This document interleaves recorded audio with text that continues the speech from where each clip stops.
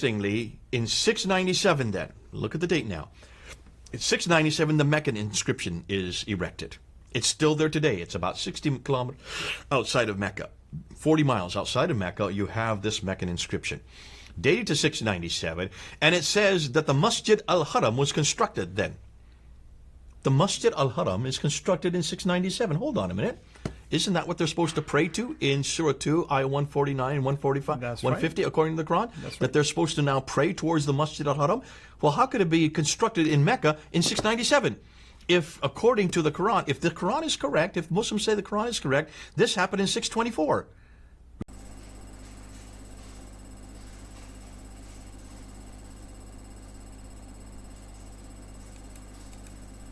ദൈവനാമത്തിന് മഹത്വമുണ്ടാകട്ടെ. വീണ്ടും വരുന്നതിനായി നമ്മുടെ കർത്താവായ യേശു ക്രിസ്തുവിൻ്റെ അതിശ്രേഷ്ഠമായ നാമത്തിൽ ബ്രൈഡ് ഓഫ് ക്രൈസ്റ്റ് എന്ന യൂട്യൂബ് ചാനലിലേക്ക് ശ്രോതാക്കളെ നിങ്ങളേവരെയും വീണ്ടും സ്വാഗതം ചെയ്ത് സന്തോഷമുണ്ട്.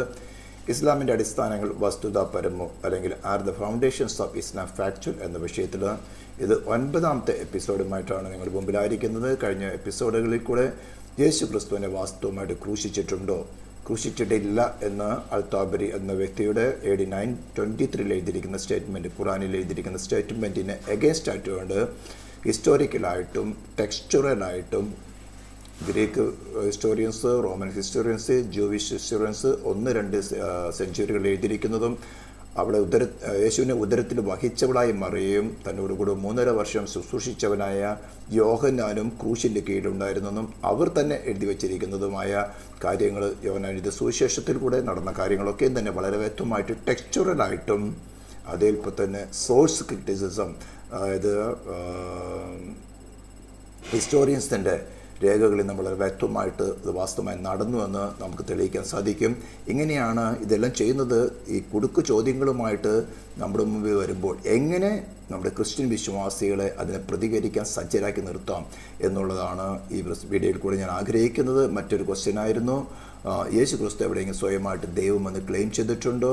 നമ്മുടെ പുറപ്പാട് പുസ്തകം 3-ാം അധ്യായത്തിൻ്റെ 14-15 വാക്യങ്ങൾ, തൻ്റെ നാമം എന്താണെന്ന് മോശ ചോദിക്കുമ്പോൾ ദൈവം പറയുന്നത് യാഹ്വേ, ശാശ്വത നാമമായിട്ട്. അതേ നാമം തന്നെയാണ് മഹാപുരോഹിതൻ അന്നാഫ് കയ്യാഫിൻ്റെ കോട്ടിൽ യേശു ക്രിസ്തു നിൽക്കുമ്പോൾ ജീവനുള്ള ദൈവത്തെ കൊണ്ട് ആണയിട്ടുകൊണ്ട് നീ അത്യുന്നതനായ ദൈവത്തിൻ്റെ പുത്രൻ ആണോ എന്ന് ചോദിക്കുമ്പോൾ അവിടെ പറയുന്നത് മലയാളത്തിൽ ഞാനാകുന്നു എന്ന് പറഞ്ഞാൽ, അവിടെ ഇംഗ്ലീഷിൽ ഐ ആം എന്ന് പറഞ്ഞാൽ യാഹ്വേ എന്നാണ് പറയുന്നത്.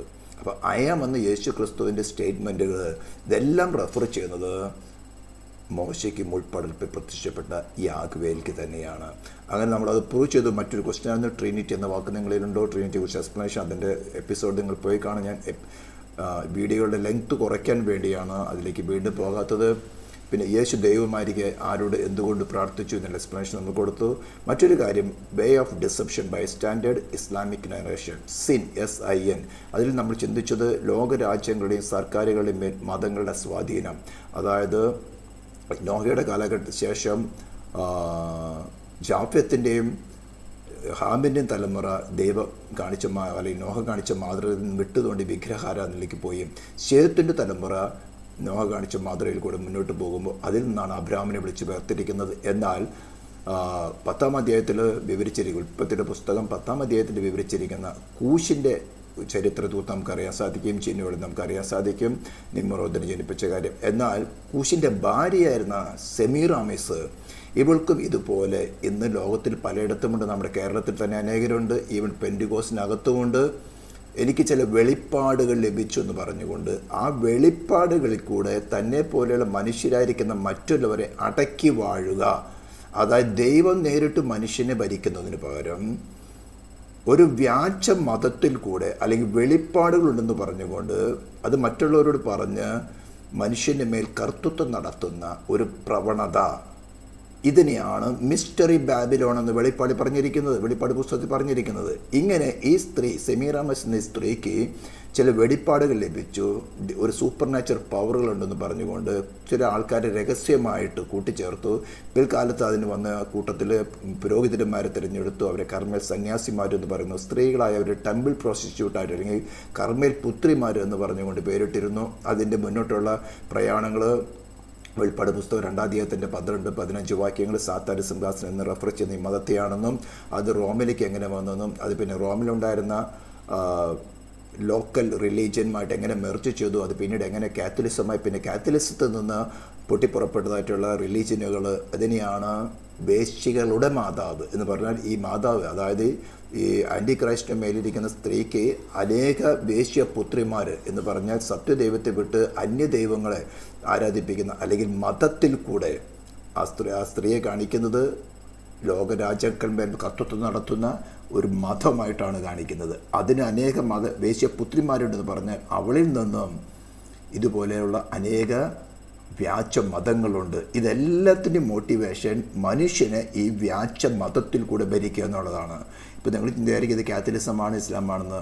നോ, പെൻഡിക്കോസ്റ്റിൽ 99% ഇത് തന്നെയാണെന്ന് ഞാൻ കഴിഞ്ഞ എവിടെയെല്ലാം ഡിനോമിനേഷൻ സ്പിരിച്വൽ, എവിടെയെല്ലാം വ്യക്തി താല്പര്യങ്ങൾ, എവിടെയെല്ലാം സാമ്പത്തിക താല്പര്യം, മറ്റൊരു മനുഷ്യൻ്റെ മേൽ കർത്തൃത്വം നടത്തുന്നത് അവനെ യേശു ക്രിസ്തു മുഖാന്തരം ദൈവത്തോട് നിരപ്പിച്ച് ദൈവം വിശുദ്ധനായിരിക്കുന്നത് പോലെ അവരെയും വിശുദ്ധരാക്കി ഒരുക്കി നിർത്തി യേശു ക്രിസ്തുവിൻ്റെ വരവെങ്കിൽ അവനെ പ്രസൻറ്റ് ചെയ്യുക എന്നുള്ളതല്ലാതെ മറ്റേതൊരു വിധത്തിലും ഒരു വ്യക്തിയുടെ മേൽ കർത്തൃത്വം നടത്തിയാൽ അത് മിസ്റ്ററി ബാബിലോൺ തന്നെയാണ്. അതിനെയാണ് വെളിപ്പാട് പുസ്തകം 17-ാം അധ്യായത്തിൻ്റെ 16-ാം വാക്യത്തിൽ ആൻറ്റി ക്രൈസ്റ്റിനെ കൊണ്ട് തന്നെ ന്യായം വിധിച്ച് ശിക്ഷ കൊടുക്കുന്നത്.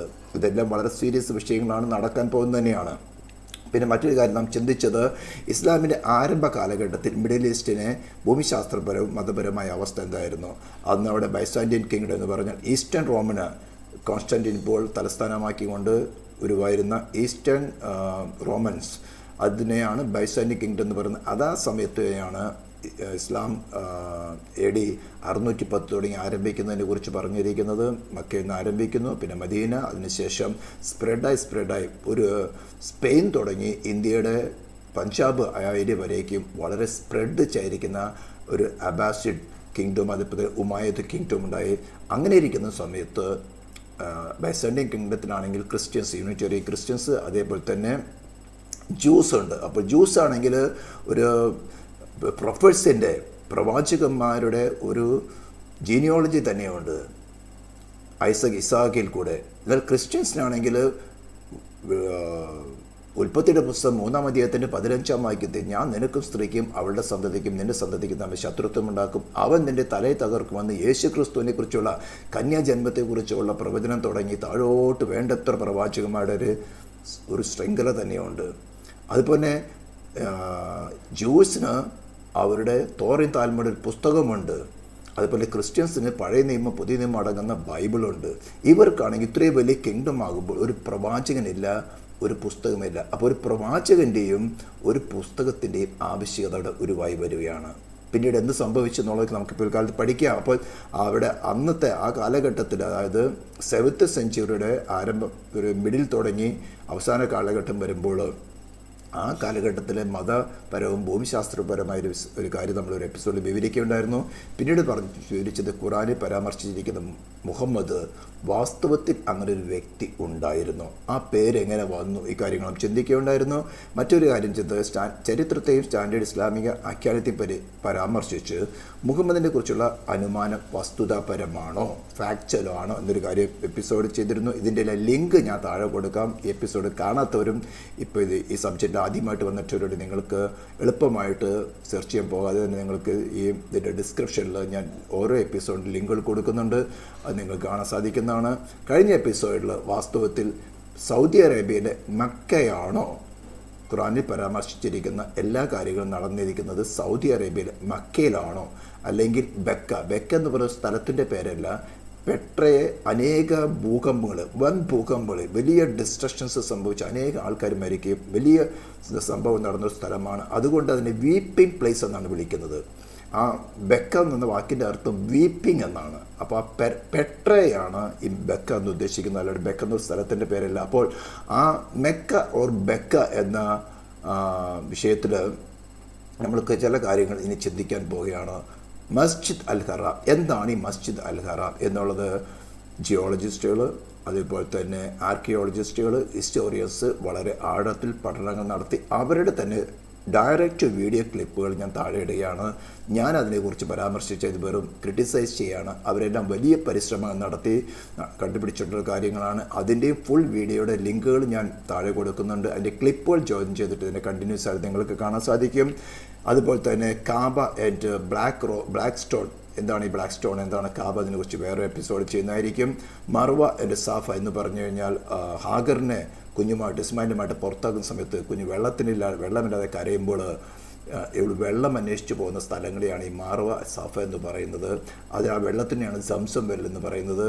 അതുപോലെ തന്നെ ജിയോളജിക്കൽ അവസ്ഥ, ഈ മെക്ക എന്ന സ്ഥലത്തിൻ്റെ ജിയോളജിക്കൽ സ്റ്റാറ്റസ് എങ്ങനെയാണ് ഖുറാനിൽ പറഞ്ഞിരിക്കുന്നത് അവിടെ രണ്ട് വലിയ വാലികൾക്ക് ഇടയ്ക്കാണ് ഈ സ്ഥലമെന്ന് പറഞ്ഞിരിക്കുന്നു. അതിൻ്റെ റെഫറൻസുകൾ താഴെ കൊടുത്തിരിക്കുന്നത്. വിത്ത് സ്ട്രീം, നദി ഉണ്ടായിരുന്നു അവിടെ. Outside the rains and the pillar of salt എന്ന് പറഞ്ഞിരിക്കുന്നു. വിത്ത് ഫീൽഡ്സ് പറഞ്ഞിരിക്കുന്നത്. Has trees, grass, fruits, clay and loam. ഇതെല്ലാം ഓരോ റെഫറൻസുകൾ ഞാൻ കൊടുത്തിട്ടുണ്ട്. ഹാസ് ഒലിവ് ട്രീസ് ഞാൻ റെഫറൻസ് കൊടുത്തിരിക്കുന്നു. With mountains overlooking the Kaaba. Kaaba എന്ന് പറഞ്ഞാൽ പ്രാർത്ഥനാ സ്ഥലം. നിങ്ങൾക്ക് ആ ഒരു മക്കയിലെ ഒരു ബ്ലാക്ക് സ്ക്വയർ ഷേപ്പിലുള്ള ബിൽഡിങ്ങിനൊക്കെ അറിയാമല്ലോ, അതിൻ്റെ ഉള്ളിലാണ് ഈ ബ്ലാക്ക് സ്റ്റോൺ എന്ന് പറഞ്ഞാൽ ബ്ലാക്ക് സ്റ്റോൺ എവിടെ ഇരിക്കുന്നു അവിടെ ദൈവം വാസം ചെയ്യുന്നു എന്നാണ് ഈ പെട്രയിൽ നിന്നുള്ള പാരമ്പര്യ വിശ്വാസം നടന്നു വന്നിരിക്കുന്നത്. അതിനെക്കുറിച്ച് ഓരോരോ എപ്പിസോഡും ഡീറ്റെയിൽ ആയിട്ട് നമ്മൾ ചെയ്യും. ഈ പറഞ്ഞിരിക്കുന്ന ഓരോ വിഷയത്തിലും, കാരണം ഇത് ഖുറാനിൽ പറഞ്ഞിരിക്കുന്ന കാര്യങ്ങളാണ്. അതിന് ഓരോരോ സ്ഥലത്തിലും വാസ്തവത്തിൽ സൗദി അറേബ്യയിലെ മെക്ക എന്ന സ്ഥലത്താണ് നടന്നിരിക്കുന്നത്, അല്ലെങ്കിൽ പെട്രയിലാണ് നടന്നിരിക്കുന്നതെന്ന് ഈ ആർക്കിയോളജിസ്റ്റുകളും ഹിസ്റ്റോറിയൻസും ഈവൻ മുസ്ലിം സമുദായത്തിൽ നിന്ന് തന്നെ വന്നിട്ട് ഇന്ന് ക്രിസ്ത്യൻ സമുദായത്തിൽ യേശു ക്രിസ്തുവിൽ വിശ്വസിച്ചുകൊണ്ട് മുസ്ലിം ഇടയിൽ തന്നെ പ്രവർത്തിക്കുന്ന സ്നേഹിതന്മാരുടെ സഹോദരന്മാരുടെ സംസാരങ്ങൾ നിങ്ങൾക്ക് കേൾക്കാം. ഞാൻ അദ്ദേഹത്തെ വീഡിയോ ക്ലിപ്പുകളിലും തന്നെ ജോയിൻ ചെയ്തിട്ട് തുടർന്ന് നിങ്ങൾ കാണാൻ പോകുന്നത്. അതേപോലെ തന്നെ എന്തുകൊണ്ടാണ് ഈ മക്ക ഇത്ര കാര്യമായിട്ട് എടുക്കേണ്ടത്? ഖുർആനിൽ പറഞ്ഞിരിക്കുന്നത് ആദാമിനെ ഹവ്വനെ പുറത്താക്കുന്ന സ്ഥലം ഈ മക്കയാണെന്ന്. സേത്തിനെ, ഇസ്മായിലിന്, നോഹയെ, അതുപോലെ തന്നെ നോഹയുടെ ഗ്രാൻഡ് സൺ ആയിരിക്കുന്ന ഹുദ്, അതുപോലെ തന്നെ ഹാഗറിൻ്റെ ഗ്രാൻഡ് ഫാദർ ആയിരിക്കുന്ന സാലിഹ്, ക്യൂൻ ഓഫ് സെബാരാജ്ഞി, ദാനിയൽ, അതുപോലെ തന്നെ 300ഓളം പ്രവാചകന്മാർ, ശ്രേഷ്ഠ പ്രവാചകന്മാരെ അടക്കം ചെയ്തിരിക്കുന്ന കല്ലറകൾ ഈ മെക്കയിലാണെന്നാണ്. ഇവിടെ നിങ്ങൾക്ക് കാണാം ചിത്രങ്ങളിൽ ഈ മെക്കയിൽ മേജർ കൺസ്ട്രക്ഷൻ നടന്നുകൊണ്ടിരിക്കുകയാണ്. ഈ ടവർ ക്രെയിനുകളെന്ന് പറഞ്ഞു കഴിഞ്ഞാൽ വലിയ വലിയ ടോൾ ബിൽഡിങ് പണിയാനുള്ള ക്രെയിനുകളാണ്. അതൊക്കെ ആർക്ക് സാധനങ്ങൾ എത്തിച്ചു കൊടുക്കുന്ന ക്രെയിനുകളാണ്. അപ്പോൾ അത്തരം ടോൾ ബിൽഡിങ്ങുകൾ പണിയണമെങ്കിൽ ഡീപ്പ് ഫൗണ്ടേഷൻസ് എടുക്കണം. ഈ ഡീപ്പ് ഫൗണ്ടേഷൻസ് എടുക്കുമ്പോഴൊക്കെയും പ്രത്യേകിച്ചും മക്കയിലും അതുപോലെ തന്നെ ഇസ്ലാം കൺട്രികളിലൊക്കെയും അതിനടുത്തൊക്കെയും തന്നെ ഇവിടെ മിനിസ്ട്രി, അതായത് ഇസ്ലാമിൻ്റെ ഈ മതപരമായ മിനിസ്ട്രിയിൽ നിന്ന് ആരെങ്കിലും റെപ്രസെൻറ്റേറ്റീവ് ഉണ്ടായിരിക്കണമെന്നാണ്. എവിടെയെങ്കിലും എന്തെങ്കിലും ഐഡൻറ്റിറ്റി കിട്ടും. ഇന്ന് വരെയും ഒരു ഐഡൻറ്റിറ്റിയും കിട്ടിയിട്ടില്ല. ഞാൻ പറഞ്ഞതുപോലെ ജർമ്മൻ ചൊല്ലായിരിക്കുന്ന ബിഗ് ലൈ അഡോൾഫ് ഹിറ്റ്ലർ യൂസ് ചെയ്ത്, അതായത് വ്യാജമെന്ന് അറിയാമെങ്കിലും ആ വ്യാജത്തെ സമർത്ഥമായ രീതിയിൽ അവതരിപ്പിച്ചാൽ കേൾക്കുന്നവർക്ക് ഇത് സത്യമാണോ അല്ലയോ എന്ന് മെനക്കെടുന്നതിനേക്കാൾ പല പ്രാവശ്യം അവതരിപ്പിച്ചാൽ ഈ നുണയെ അംഗീകരിക്കാൻ, വിശ്വസിക്കാൻ ജനം തയ്യാറാകും. ഇത് വളരെ സമർത്ഥമായിട്ട് അഡോൾഫ് ഹിറ്റ്ലർ ഉപയോഗിച്ചു ജ്യൂസിനെതിരായിക്കൊണ്ട്. നമ്മുടെ ലൈഫിൽ ഈ ഗാസ, അതേപോലെ തന്നെ ഇസ്രായേൽ വാറിൽ, വെസ്റ്റേൺ കൺട്രീസിൽ, യൂറോപ്യൻ കൺട്രീസിൽ യൂണിവേഴ്സിറ്റികൾ ഇളക്കി മറിച്ചുകൊണ്ട് ഇതേ ട്രിക്കാണ് ഉപയോഗിച്ചത്. ഈ പ്രൊപ്പഗണ്ട മീഡിയയാണ് ഉപയോഗിച്ചത്. വ്യാജത്തെ, അതായത് റിവർ ടു സീ, പലസ്തീനമായിരിക്കണം, ഫിലിസ്തീൻ എന്താ, പലസ്തീൻ എന്താ, ഈ പലസ്തീൻ്റെ കൺസെപ്റ്റ് എന്താ, ഇതൊന്നും അറിയാതെ ഈ വാർത്ത കേട്ടു റിവർ ടു സീ പലസ്തീൻ. വിദ്യാഭ്യാസത്തെ യൂണിവേഴ്സിറ്റികൾ, ശ്രേഷ്ഠ കേംബ്രിഡ്ജിനെ പോലുള്ള യൂണിവേഴ്സിറ്റിയിൽ പഠിക്കാൻ പോയ കുഞ്ഞുങ്ങളൊക്കെ അതിൻ്റെ പുറകിലാണ്. ഇതായി പ്രൊപ്പഗണ്ട മീഡിയയുടെ സ്ട്രെങ്ത് എന്ന് പറയുന്നത്. ഇനി ഇതിൻ്റെ പുറകിൽ പ്രവർത്തിക്കുന്ന സ്പിരിറ്റ്സ് എന്താണെന്ന് കൃപയുള്ളവർക്ക് അറിയാം. ഇത്തരം സ്പിരിറ്റ്സുകളുമായിട്ട് സ്പിരിച്വൽ വാർഫെയർ ചെയ്തതിന് ശേഷമാണ് ഞാൻ ഇത്തരം വീഡിയോകൾ ചെയ്യുന്നത്. എൻ്റെ പേഴ്സണൽ എക്സ്പീരിയൻസ് ഇല്ലാതെ ഞാൻ വെറുതെ ഒരു കാര്യം പറയാറില്ല. ക്രിസ്ത്യൻ ഡോക്ട്രിൻ ആകട്ടെ, ക്രിസ്ത്യൻ ഡോക്ട്രിനിലെ ഡീറ്റെയിൽസ് ആകട്ടെ, എൻ്റെ വ്യക്തിപരമായ ജീവിതത്തിൽ from the point of regeneration, വീണ്ടും ജനനം തുടങ്ങി എൻ്റെ വ്യക്തിപരമായ ജീവിതത്തിൽ അനുഭവിക്കാത്ത ഡോക്ടറെ ഞാൻ സ്ഥാപിക്കുകയില്ല. ഡോക്ടറിന് ഒരു മനുഷ്യനെ രക്ഷിക്കാൻ സാധ്യമല്ല, ഓൺലി ക്രൈസ്റ്റ്. അപ്പോൾ നമ്മൾ തുടർന്ന് കാണുമ്പോൾ ഇപ്പോൾ ഇങ്ങനെ നോക്കുകയാണെങ്കിൽ ഈവൻ മാനവജാതിയുടെ നമ്മുടെ എല്ലാവരുടെയും ഉത്ഭവം ആദാമെന്ന് നമ്മളെല്ലാവരും അംഗീകരിച്ചേ മതിയാകുള്ളൂ. അങ്ങനെയാണെങ്കിൽ നമ്മുടെയും ഫോർ ഫാദേഴ്സ് എവിടെ? മക്കയിലാണ്. പക്ഷെ ഇന്നേ വരേക്കും ഒരു പ്രൂഫ് കിട്ടിയിട്ടില്ല. അത് തന്നെയല്ല, ഇവർ ഖുർആനിൽ പറഞ്ഞിരിക്കുന്ന സ്റ്റേറ്റ്മെൻറ്റ്സ് ശരിയാണോ തെറ്റാണോ? ശരിയാണെങ്കിൽ ബൈബിളിനെ റീറൈറ്റ് ചെയ്യേണ്ടിയിരിക്കുന്നു, വന്നുകൂടാന്നില്ല. ഇപ്പോൾ AI artificial intelligence Bible write ചെയ്യാൻ തുടങ്ങി. നിങ്ങൾക്ക് ഗൂഗിളിൽ സെർച്ച് ചെയ്ത് കഴിഞ്ഞാൽ chat GPT artificial intelligence answer തരാൻ തുടങ്ങി. ഇതെല്ലാം വാസ്തവമാണോ? ആരും മെനക്കണം പോകുന്നത്? ഗൂഗിളിൽ ടക്ക് ടൈപ്പ് ചെയ്തു, കിട്ടിയ ആൻസർ പ്രസംഗിച്ചു. പണ്ട് ഈ പാസ്റ്റർമാരൊക്കെ ഗ്രീക്ക് വേർഡ് അല്ലെങ്കിൽ ഹീബ്രു വേർഡൊക്കെ പറഞ്ഞ് ചർച്ചിൽ വലിയ തള്ളി പ്രസംഗിക്കും. ഇന്ന് കുഞ്ഞുങ്ങളുണ്ടല്ലോ, ബാക്കിൽ ഇരുന്നിട്ട് ചിലപ്പോൾ വാട്സപ്പ് ചുമ്മാ ഒന്ന് അടിച്ചു നോക്കി വെച്ചാൽ മതി. ഈ പറയുന്ന ടൈപ്പ് ചെയ്യാനൊന്നും പോകണ്ട, വേർഡ് ശബ്ദം കൊടുത്തേച്ചാൽ മതി. ഉടനെ Google artificial intelligence chat GPT ഉടനെ ആൻസർ കൊടുക്കും ഈ പറയുന്ന വേർഡിൻ്റെ യഥാർത്ഥ അർത്ഥം എന്താണെന്ന്. ഇത്തരം ട്രിക്കുകളൊന്നും ഉപയോഗിക്കാതിരിക്കുക ഇനി. കാരണം ഈ ഡെവലപ്മെൻറ്റ്സിനെ, സയൻറ്റിഫിക് ഡെവലപ്മെൻറ്റ്സിനെ, ഇലക്ട്രോണിക്സ് ഡെവലപ്മെൻറ്റിനെ നല്ല കാര്യത്തിന് വേണ്ടി ഉപയോഗിക്കാം. മോശമായ കാര്യത്തിന് വേണ്ടി ഉപയോഗിക്കുന്നുണ്ട്, നല്ല കാര്യത്തിന് ഉപയോഗിക്കാം. ഇപ്പോൾ ഇതുപോലെ ഈ കാര്യങ്ങൾ പണ്ടായിരുന്നെങ്കിൽ ഇങ്ങനൊരു സർവേ നടത്തണമെങ്കിൽ, നിങ്ങൾക്കൊരു മാനുസ്ക്രിപ്റ്റ് തന്നെ കിട്ടണമെങ്കിൽ വല്ല PhD എടുക്കാൻ പറ്റുന്നവർക്ക് മാത്രമേ ലണ്ടനിലുള്ള ലൈബ്രറികളിലേക്ക് എൻട്രൻസ് കിട്ടുള്ളൂ. ഇന്ന് നിങ്ങൾക്ക് ഇവിടെ ഇരുന്ന് നിങ്ങളുടെ മൊബൈൽ വഴിക്ക് ലണ്ടനിലെ രജിസ്റ്റേർഡ് ആയിരിക്കുന്ന മാനുസ്ക്രിപ്റ്റുകൾ നിങ്ങൾക്ക് സെർച്ച് ചെയ്യാം വിത്തിൻ സെക്കൻഡ്സിനുള്ളിൽ. ഇത്തരം കാര്യങ്ങളൊക്കെ നമുക്ക് മുമ്പിലിരിക്കുമ്പോൾ ഞാൻ അധികം സമയം എടുക്കുന്നില്ല. ഈ കാര്യങ്ങൾ വാസ്തവമാണോ അല്ലയോ എന്ന് ആർക്കിയോളജിസ്റ്റുകളും അവരുടെ അതികഠിനമായ, കാരണം ജീവനെ പോലും വില വെച്ച് കൊടുത്തുകൊണ്ടാണ് അവർ ശ്രമിക്കുന്നത്, പരസ്യമായിട്ട് വെച്ചിരിക്കുകയാണ്. ആ പരസ്യമായിരിക്കുന്ന രേഖകൾ, ചില ക്ലിപ്സുകളും അവിടെ ഫുൾ വീഡിയോകളുടെ ലിങ്കുകൾ താഴെ കൊടുക്കുന്നുണ്ട്. കഴിഞ്ഞ എപ്പിസോഡിൽ ലിങ്കുകൾ താഴെ കൊടുക്കുന്നുണ്ട്, നിങ്ങൾ സമയമെടുത്ത് കാണാം. അതേപോലെ ഞാൻ വീണ്ടും റിക്വസ്റ്റ് ചെയ്യുന്നു, ഞാൻ പല ക്രിസ്ത്യൻ ഗ്രൂപ്പുകളിലേക്കും ഈ വീഡിയോകൾ ഫോർവേഡ് ചെയ്യുന്ന ആരും ഇതിൻ്റെ പുറകിൽ വലിയ താല്പര്യമെടുക്കുന്നില്ല. നിങ്ങൾക്ക് സംശയങ്ങളുണ്ടെങ്കിൽ, ക്വസ്റ്റ്യൻസ് ഉണ്ടെങ്കിൽ നിങ്ങൾക്ക് കമൻറ്റിൽ ചോദിക്കാം. എന്നാൽ കഴിയാവുന്ന വിധത്തിൽ ഞാൻ സപ്പോർട്ട് ചെയ്യുന്നതായിരിക്കും. അതേപോലെ നിങ്ങൾക്ക് പരിചയമുള്ളവർ നാളെ അല്ലെങ്കിൽ അടുത്ത 1-2 ജനറേഷനുള്ളിൽ ഇത്തരം കാര്യങ്ങൾ നമ്മുടെ മക്കളുടെ അടുത്ത് വന്നുകൂടാന്നില്ല. അതുകൊണ്ട് നമ്മുടെ മക്കളെയും നമുക്ക് തന്നെയും ഇതിനോട് ഡിഫെൻഡ് ചെയ്ത് നിൽക്കാൻ തയ്യാറായാൽ അവർ സാൽവേഷൻ വിൽ ബി സെക്യൂർഡ്. ദൈവം നിങ്ങൾ അനുഗ്രഹിക്കട്ടെ. Thank you. അപ്പോൾ നാം ഡീറ്റെയിൽ ആയിട്ട് കൺക്ലൂഡ് ചെയ്യാൻ പോകുന്നത്, Mecca is where everything in Islam happened according to the Quran. ഖുറാൻ എന്ന പുസ്തകത്തിൽ എല്ലാ കാര്യങ്ങളും മെക്ക എന്ന സ്ഥലത്ത്, സൗദി അറേബ്യയിലെ മെക്ക എന്ന സ്ഥലത്താണ് സംഭവിച്ചിരിക്കുന്നത്. Therefore, the book Quran and the man Muhammad are absolutely depend on Mecca. അതായത് ഖുറാൻ എന്ന പുസ്തകവും മുഹമ്മദ് എന്ന വ്യക്തിയും ഈ മെക്ക എന്ന സ്ഥലവുമായിട്ട് ബന്ധപ്പെട്ടാണ് ഇരിക്കുന്നത്. If Mecca didn't exist, then neither did the other two. Mecca എന്ന സ്ഥലം വാസ്തവത്തിൽ ഖുറാനിൽ പറഞ്ഞിരിക്കുന്ന പ്രകാരം, മക്ക എന്ന സ്ഥലം ഇപ്പോൾ അവിടെയുണ്ട്, 7-ാം നൂറ്റാണ്ടിൽ പറഞ്ഞിരിക്കുന്ന വിശദീകരണങ്ങളുമായിട്ട്, അതായത് ഒത്തിരിയായിട്ട് നമ്മൾ ചിന്തിക്കും. ഓരോരോ സ്ഥലങ്ങൾ, ഓരോരോ ഖുറാനിൽ പറഞ്ഞിരിക്കുന്ന സ്റ്റേറ്റ്മെൻറ്റുമായിട്ട് ഒന്നൊന്നായിട്ട് നമ്മൾ ചിന്തിക്കും. അതിൽ ഫസ്റ്റ് നമ്മൾ ചിന്തിക്കാൻ പോകുന്നതാണ് മസ്ജിദ് അൽ ഹറാം. വാസ്തവത്തിൽ മെക്കയിലാണോ അല്ലെങ്കിൽ പെട്രയിലാണോ നമ്മൾ ചിന്തിക്കും. അപ്പോൾ അല്ലെങ്കിൽ ദാറ്റ് മീൻസ് ഈ സൗദി അറേബ്യയിലെ മെക്കയിലല്ല നടന്നിരിക്കുന്നെങ്കിൽ, ഈ സൗദി അറേബ്യ മെക്കയോടനുബന്ധിച്ച് വിവരിച്ചിരിക്കുന്ന ഖുറാനും പറഞ്ഞിരിക്കുന്ന വ്യക്തിയും എക്സിസ്റ്റഡ് അല്ല, മാൻ മെയ്ഡാണ്, മനുഷ്യനിർമ്മിതമായ കഥകൾ മാത്രമാണ് നമുക്ക് തെളിയിക്കാൻ സാധിക്കും. Okay, once you get rid of Mecca of the 7th century, then you get rid of Muhammad and the Quran in the 7th century, at least the Muhammad and the Quran of the Islam. ഈ 3 കാര്യങ്ങൾ, the book Quran, the man Muhammad and the place Mecca, ഒരു മുക്കാലി സ്റ്റൂളിനെ പോലെയാണ്. നമുക്ക് just സങ്കല്പിക്കുക, അതാണ് പറയല്ല ചെയ്യുന്നത്. ഇതിനകത്ത് ഒന്ന് ഒടിഞ്ഞു പോയാൽ പിന്നെ അത് വീഴും, പിന്നെ അത് ഉപയോഗശൂന്യമാണ്. അതായത് ഈ മെക്കയിലാണ്, സൗദി അറേബ്യയിൽ മെക്കയിലാണ് ഇതെല്ലാം നടന്നെന്ന് എനിക്ക് വിശദീകരിക്കുമ്പോൾ, വാസ്തവത്തിൽ ഇത് അവിടെ നടന്നിട്ടില്ലെന്ന് നമുക്ക് ചരിത്രരേഖകളിൽ കൂടെ മറ്റു കാര്യങ്ങളിലൊക്കെ നമുക്ക് തെളിയിക്കാൻ സാധിക്കുകയാണെങ്കിൽ, ഈ മെക്കയോട് അനുബന്ധിച്ച് അവിടെ ആയിരിക്കുന്ന സമയത്ത് മുഹമ്മദിനെ കിട്ടിയിരിക്കുന്ന വെളിപ്പാടുകൾ, മുഹമ്മദിൻ്റെ ജനനം, മുഹമ്മദിൻ്റെ ജീവിതം, മക്കയിൽ നിന്ന് മദീനയിലേക്ക് പോക്ക്, മദീനയിലെ ഡെവലപ്മെൻറ്റ്സ്, മദീന തിരിച്ച് മക്കയിലുള്ള വരവ്, പിന്നെ ഈ മസ്ജിദ് അൽ കറാം അല്ലെങ്കിൽ കാബ, ബ്ലാക്ക് സ്റ്റോൺ, ഇവ കാര്യങ്ങളൊക്കെയും തന്നെ മനുഷ്യനിർമ്മിതമാണ്. ഇതിൻ്റെ പുറകിലൊന്നുമില്ല. വസ്തുതപരമായി തെറ്റാണ് എന്ന് നമുക്ക് തെളിയിക്കാൻ സാധിക്കും.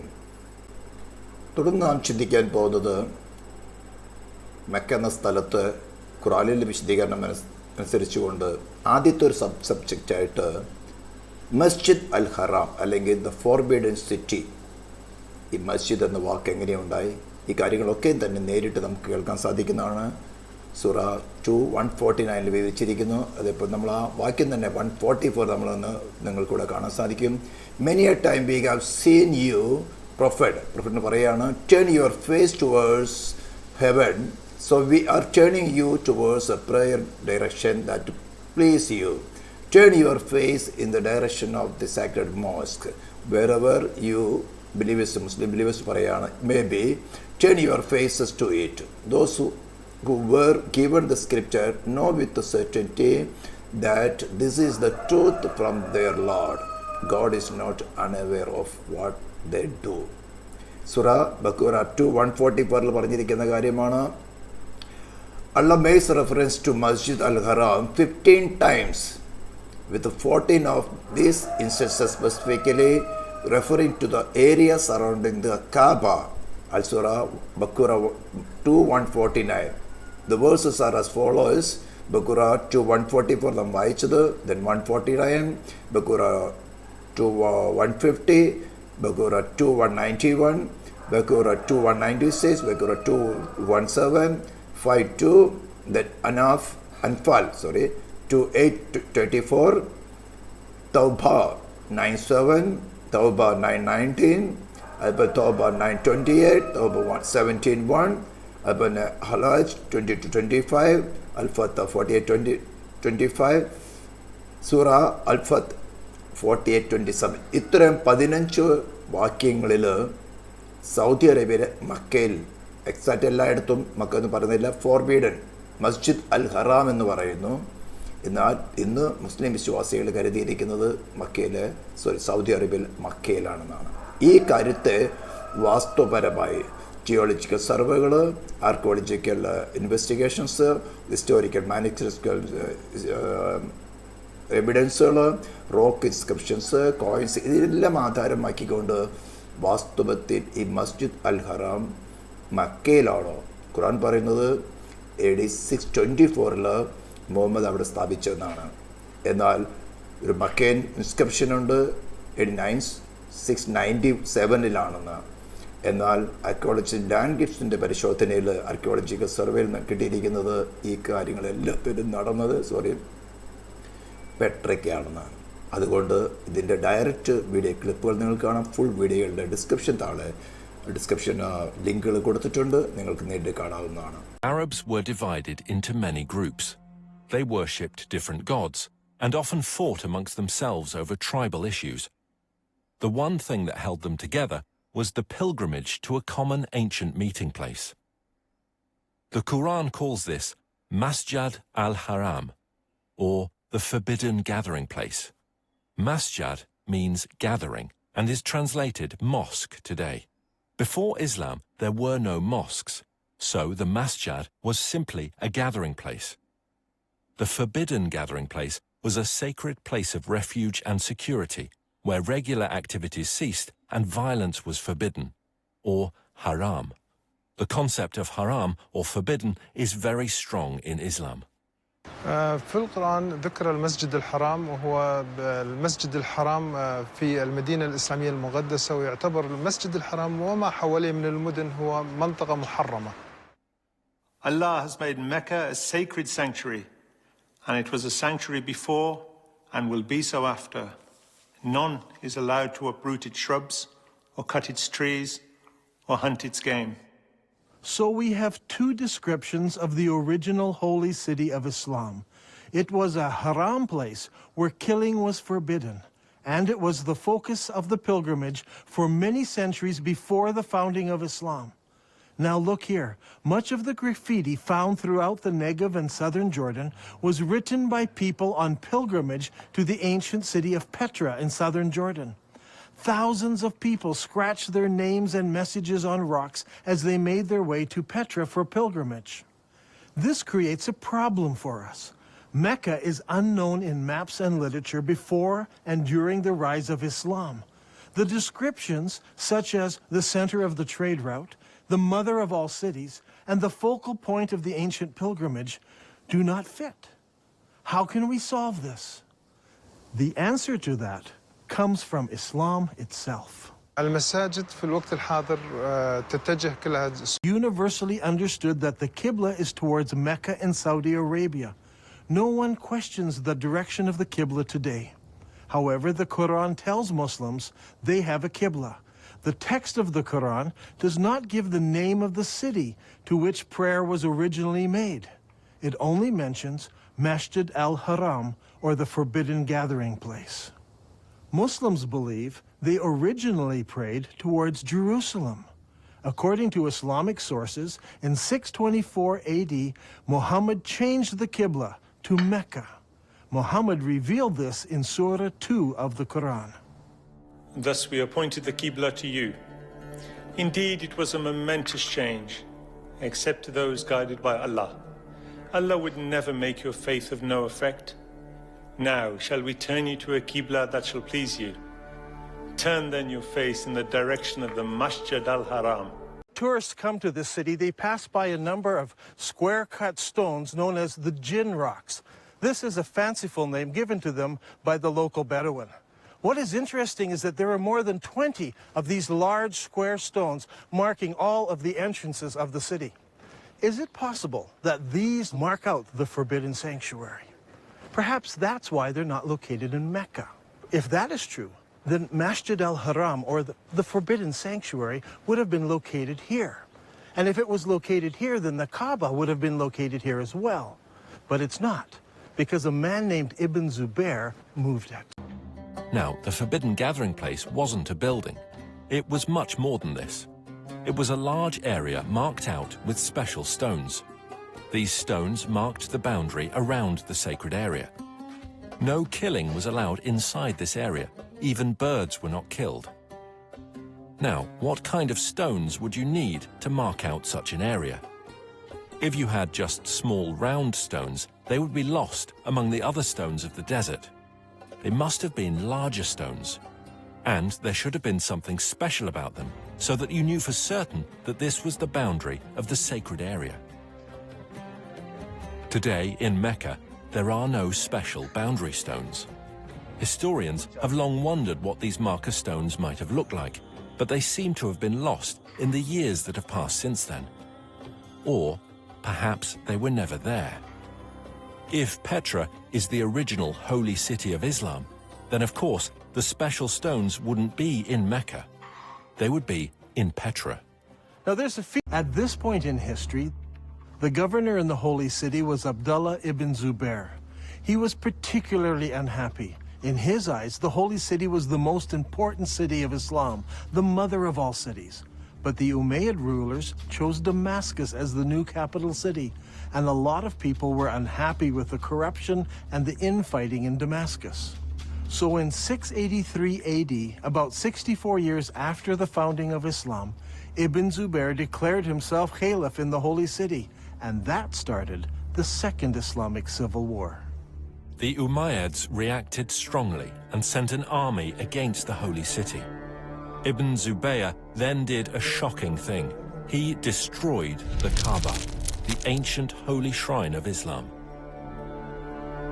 Ibn Zubayr then demolished the Kaaba sanctuary until he had leveled it to the ground and dug out its foundation. Then he placed the black stone beside it in a wooden stand in a strip of silk. They stood there, and they must have been put there, but what happened is people started going to the Black Rock, because it makes sense. That's where God's presence is. So they start to go to the Black Rock. Ibn Zubair needed to have allies. Right. And so he goes and he allies himself with the Abbasids, who are way up in what is Baghdad today in Iraq. Thus begins now suddenly the Abbasids want to have him as an ally because he owns the Black Rock. Since he has the Black Rock and all these people are starting to go to the Black Rock, interestingly, in 697 then, look at the date now, in 697 the Meccan inscription is erected. It's still there today. It's about 60 kilometers outside of Mecca. 40 miles outside of Mecca, you have this Meccan inscription, dated to 697, and it says that the Masjid al-Haram was constructed then. The Masjid al-Haram is constructed in 697. Hold on a minute. Isn't that what they're supposed to pray to in Surah 2, Ayah 149 and 145, That's 150, right. according to the Quran? That's right. That they're supposed to now pray towards the Masjid al-Haram? Well, how could it be constructed in Mecca in 697? If, according to the Quran, if the Quran is correct, if Muslims say the Quran is correct, this happened